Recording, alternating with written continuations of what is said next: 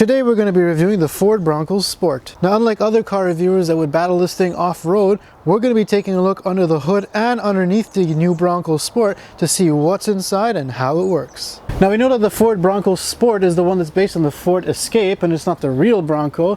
Now, I've already reviewed the Ford Escape and things are going to be pretty similar to this one, so if you want to check out that review, click the link above. And we're going to start under the hood where we have a 3-cylinder turbocharged engine situated transversely for front-wheel drive, and then just underneath the battery over there, it's paired to an 8-speed automatic transmission that feeds an all-wheel drive system. Now, some of the other components under the hood on this side are your coolant reservoirs. You've got your brake master cylinder over there, your battery, airbox, and ECU computer off to the side. Now we'll start by taking a look at the air intake system, where fresh air is drawn in off the front of the vehicle here, and it then heads down to this air box. It's then going to get filtered out, pass through the mass airflow sensor, and then send down the back of the engine to where the turbocharger is. So that air pipe is going to continue down over this way and then go down towards the turbocharger, which runs off the back of the exhaust of the engine here.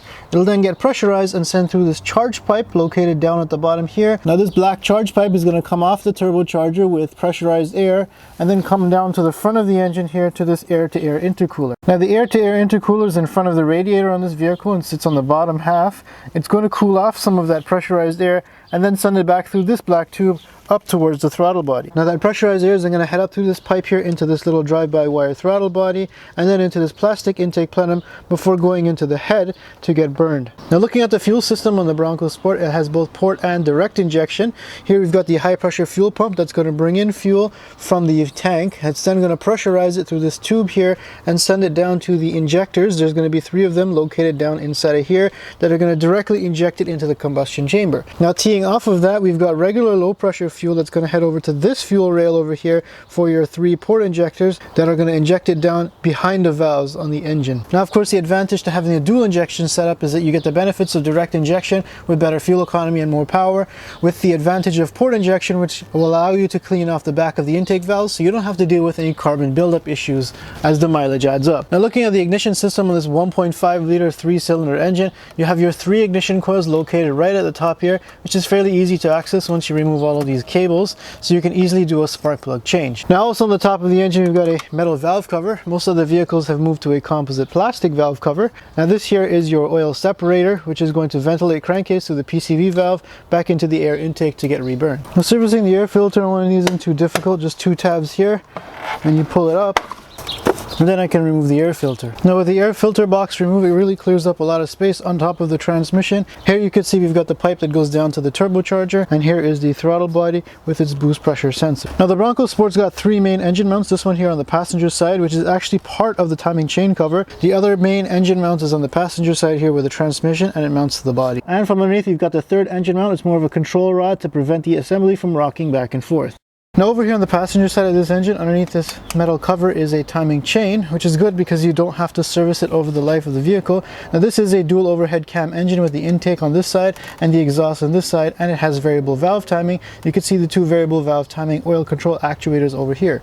Furthermore, this engine also has cylinder deactivation, so as if 3 cylinders weren't enough, it can also deactivate one of these cylinders.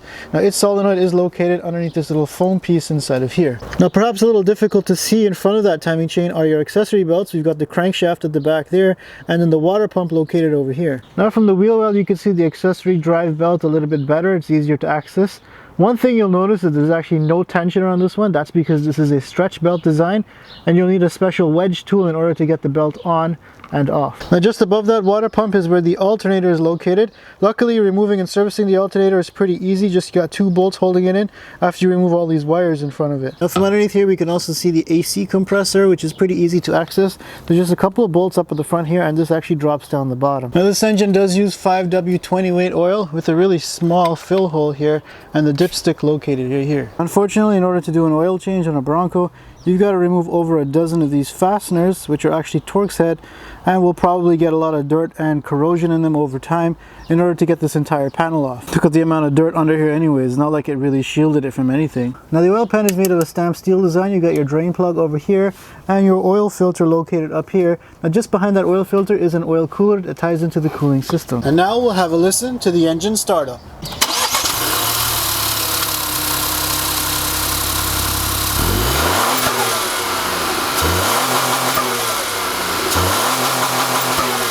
Now, one thing about three-cylinder engines that's hard to get away from is the fact that they're not very refined and they're very unbalanced and noisy, and this one is no exception. Right away you can definitely hear the injector clicking sounds as well as a lot of vibration going on inside of the engine. Now, I don't know if you could see that, but this engine is definitely vibrating a lot, even at idle. Now, all that vibration travels right through the seat and into the cabin, especially when you put it into drive. I can feel vibrations in the steering wheel as well as in the seat. Now, unfortunately, there's a couple of things on here that really reminds you that this is a Ford product. For example, you can see here all of these cables and wires and hoses are barely held in by these little foam fasteners here.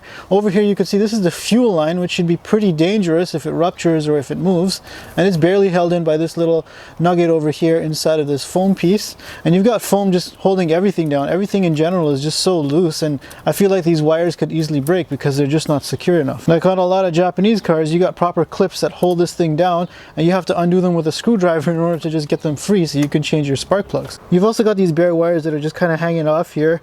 I feel like this should all be enclosed in a proper conduit. You also have to remember that this is a turbocharged engine, so when it comes time for maintenance, you're going to have a lot more lines to deal with in terms of vacuum lines, coolant lines, and some electronics running around, especially on the intake side of this engine, because it's going to be a little bit more complex to work on. Another thing I also noticed, as well as with the Escape, is this is where your strut tower is located, and this is where the outside of the fender is located.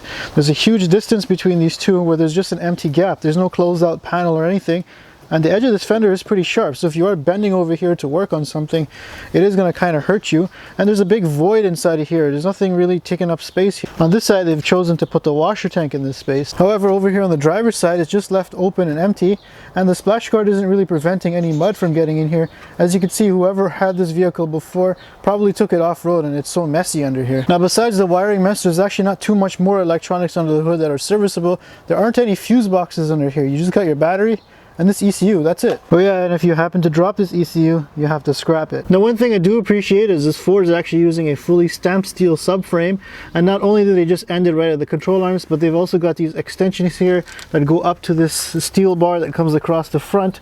So in fact, the bottom part of the radiator support is made of metal. The radiator support at the top, however, is made of plastic. Now, a lot of other manufacturers just stop the steel subframe right at the control arms, and the rest, all Ford, is just plastic, which is easy to crack in small collisions. Now, from underneath here, you can see the Bronco Sport's lower control arm. It has a unitized ball joint, which means you can't change it out. You got to change the whole control arm when it does wear out.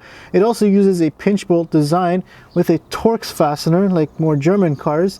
Now, one thing I don't like about that, especially going into the steel knuckle, is that it could sometimes get stuck and be difficult to separate. Now, the knuckle itself is made of steel, but that also means that you don't get bolted on bearings. You actually have to get a press in order to change front wheel bearing. Now, taking a look at the front suspension on the Ford Bronco Sport, things are a little bit disappointing, especially for this being marketed as an off-road vehicle. Now, we all know that this is based on the Ford Escape, so the suspension setup here is very similar. You've got your McPherson strut suspension that ties into the steel steering knuckle. Now, looking at the back here, you've got your sway bar, which is going to connect to the stabilizer bar link, which connects up to the strut suspension. You've got a magnesium alloy lower control arm here, which is a good thing for weight savings. And then you've got your inner and outer tie rod. Now, one thing Ford is moving to is a lot of disposable fasteners. In a lot of the repair manuals, they ask for any structural component that has to be disassembled, that you remove that hardware and discard it and get brand new hardware. So that's an additional expense that you have to account for when working on these vehicles. Now, this one here being a nylock nut, once that nylon is threaded through, you're not supposed to reuse it because there's no more retaining torque. Now, servicing this is going to be a little interesting. The lower control arm bolt at the back here is pretty easy to get to, but the one at the front here is kind of encased into the subframe. As a matter of fact, it unbolts from the front here, but you've got this other subframe piece at the front here that you've got to remove first. The problem is, in order to remove that subframe piece, you've got to come all the way up at the front here where that piece ends and remove the bolts from the front here, but that's actually tucked underneath the bumper skin. So now you got to remove the entire front bumper clip in order to change a lower control arm. Overall, though, a McPherson strut suspension is going to be good for long-term use because it's not going to wear out as fast as a multi-link design. However, it's not going to be as good off-road. Now, here's a look at the rear suspension from underneath. You can see this giant trailing arm here that connects with the body over here. Actually comes right up to this point here and forms part of the knuckle itself, with the knuckle also being stamped steel instead of a cast or forged piece. Now, looking further inside of there, you can see the bolts for the bolted on rear bearing, so that means you don't need a press to change this one out, unlike the front one. Now, here's another look at the rear lower control arm that carries the spring. You can see we've got a cam bolt over here. The control arm is made of an aluminum that looks like it's been hydroformed. And here's a look at the sway bar link, which connects to the knuckle and then out to the sway bar, which connects to the sway bar bushings to the subframe. Now, not surprising, the subframe itself is made of a stamped steel design, so just make sure you get this car rust-proofed, especially if you're going to take it in salt waters off-road. Now here's a look at the front lower arm. It's a really thin, small link. Now all it does, it really keeps the knuckle in tow. Now taking a look at the Bronco Sport's rear suspension design, you can see that we do have a multi-link design here, which is somewhat disappointing. This being an off-road vehicle, it would be cool if you had like a solid axle design, but we all know that the Bronco Sport isn't the real Bronco. Now taking a look at some of the arms here, you've got your trailing arm here, which is a stamped steel one. You've got another steel arm here, that's your upper control arm, and then at the back here you have the rear lower control arm, which fetches the weight of the spring as well as the shock absorber down here. Now a rear multi-link suspension isn't a bad thing to have for a crossover style of SUV. At least servicing it shouldn't be too difficult. You've got your 2 bolts at the top there and then 1 bolt at the bottom here for your shock absorber. The spring likewise can also be swapped out, especially for those who might want to put a little lift on this. Your control arms are also pretty easy to access all the bolts. You've got your bolt here for your upper control arm over here. The trailing arm itself is actually integrated into the knuckle as one stamped steel piece. Look how much mud is caked up inside of here. I wonder if they should have gone with a simple plastic splash guard that you could just power wash instead of this furry carpet stuff. Next we're going to take a look at the 8-speed automatic transmission in the Ford Bronco. Here you can see we've got the valve body in front here, which is this plastic piece. Now there is no dipstick to check your fluid quality or the level. Instead, this is a transmission fluid vent, and that's going to become your fill port when you change the transmission fluid. Also on top of this transmission is your gear selector, which is going to be powered by an electric motor, because you do have that dial switch on the dashboard, and that's going to select between park, reverse, neutral, and drive. Now because the Bronco Sport has this digital dial here to switch gears, it's going to need an emergency release to take it out of park in case it's stuck. So you'd have to pull on this little guy here, and that will allow you to pull it out of the mud where this doesn't belong and send it off to the insurance company. Now while I sometimes complain why the ECU is located under the hood subject to a lot of collision damage, check out where the transmission computer is located down inside here underneath the headlight where the fog light is located. So if you get into a minor collision or you run over a bump in your Bronco, it's probably going to be really easy to damage and really expensive to replace. Here's another look from down below at those wires that lead up to the transmission computer. Now the starter motor on the Bronco is located down underneath the intake, down inside of here. Luckily there is enough room to kind of get around here once you do remove all these wiring harnesses in order to get it out without removing any major components. Now here's a look at the transmission from underneath. You can see we've got a drain port for the transmission fluid here. Now once your 8-speed automatic transmission has done determine what gear it wants to be in, it's then going to send it out to the front differential, out to the front wheels. Now some of that power is going to be sent over to this transfer case for the all-wheel drive system. Now what the transfer case is going to do is going to take some of that transverse power and send it down this center drive shaft, which is going to go down to power the rear wheel. Now just above the transfer case you can see this electric motor, which is responsible for activating and deactivating the all-wheel drive system. Now just next to the drain plug is a transmission warmer and cooler assembly over on the driver's side. Now that drive shaft is going to send its power out to this rear differential, which is going to distribute it to each wheel. Now on this model it just has the standard differential, but an upgraded model that has a torque vectoring differential, which can vary the amount of torque that goes to each wheels individually to help you to corner better and for better off-road ability. Now the differential's got a fill plug over here and a drain plug located down here because you have to replace that oil as well. Here's a look at the drive shaft as it comes into the pinion gear into the differential, and you can see that it comes to this really narrow neck here. Now I'm wondering if that's an engineering decision to make this neck really small so this becomes your snapping point instead of something else going in the system that's a little bit more expensive to replace. As if a 3-cylinder turbocharged engine has enough torque to snap the rear drive shaft. Now let's be honest, we all know that this is pretty much all Ford Escape underneath, but for a vehicle that carries the Bronco name, look at the size of how small and tiny these rear axles are. It's almost the size of my wife's old toothbrush. Next, taking a look at the cooling system of the Bronco Sport, starting here with your expansion tank. You've got the radiator cap, which is relocated over to this expansion tank, so it's also pressurized, and then the lines come down inside of here. The radiator and the fan is all located as one assembly in the front here, and unfortunately, if you do have to replace your radiator, the entire front end of this vehicle, including the headlights and the bumper, have to be removed in order to access this as a full assembly. Now just down below the alternator, looking at the mess of coolant hoses here, if you follow this coolant hose, it'll actually actually go to your thermostat housing, which houses the thermostat just in and behind the water pump driven off of the pulley.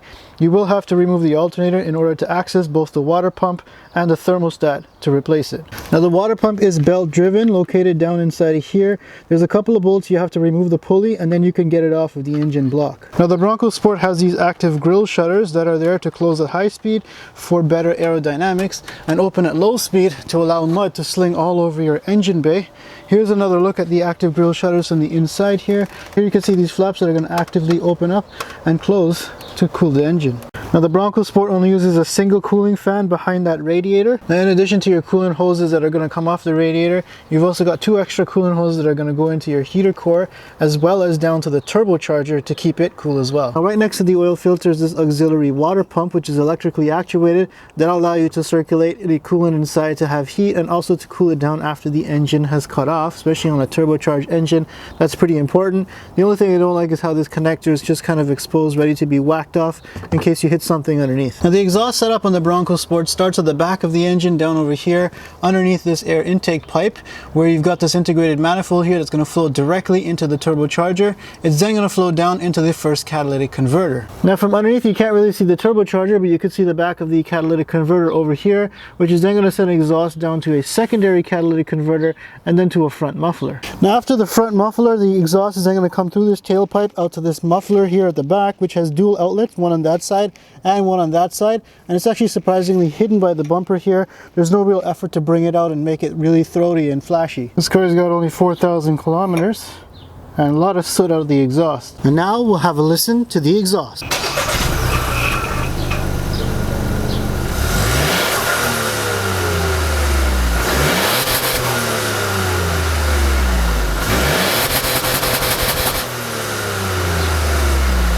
Now taking a look at the braking system on the Bronco Sport, you have this brake booster actuator assembly inside of here. Now this is all one big unit, so you've got the brake booster part on this side here that uses an electric motor. There's no vacuum assist anymore in order to press the brakes. That's why it kind of has an unnatural feeling to it. Your master cylinder is all integrated inside of here, so this is going to be pretty expensive to replace because you got to replace the entire unit if your master cylinder goes bad, and you're also going to need a scan tool to specially bleed this out. Now on this half over here is your ABS actuator. You can see the 4 lines that are going to go out to the wheels individually. There's no separate ABS actuator. Now this module is also going to be responsible for any stability and traction control, as well as any safety features such as the pre-collision system that this vehicle has.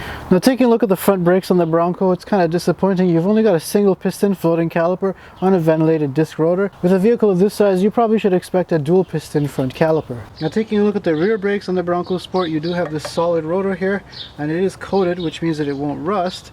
You've also got a floating caliper here, and on the back of it you've got an electronic parking brake. Now this thing's absolutely coated in mud, as a Bronco should be, because it's supposed to be an off-roader, but this here is where the gas tank is located. It is a plastic unit, and you can see the fill tube for it over here. And that's a wrap on the mechanicals of the Ford Bronco Sport. Now overall I think it's a good idea in the market to have a uniquely styled and themed crossover vehicle to separate it from all the other boring ones out there. Now under the hood of the Bronco Sport, just like the Ford Escape I reviewed, I think Ford's got a little bit of work to do in terms of build quality, reliability, as well as some easy maintenance items so that someone could actually consider keeping this vehicle long term. Now you tell me in the comment section down below, what do you think of the Ford Bronco Sport? Is it a good addition to the Bronco lineup, or is it really just watering down that brand name so that Ford could pass off a small size SUV to compete with the Jeep Renegade? Now make sure you follow me on Instagram to find out what the next car review is going to be, and subscribe for more videos just like this one.